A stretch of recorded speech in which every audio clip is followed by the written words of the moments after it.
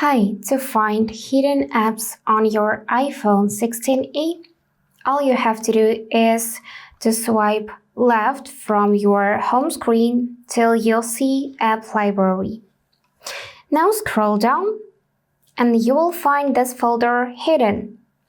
So to view its content, you need to tap it once, scan your Face ID or enter iPhone passcode, and now you'll see all of your hidden apps.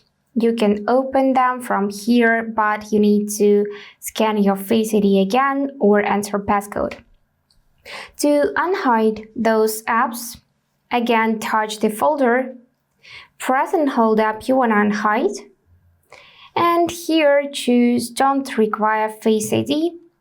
And now it will disappear from this folder, reappear in another, and you can press and hold it and choose to add to home screen. So that's it for today. If this video was helpful, please subscribe, like and comment. And I wish you all the best. Bye bye.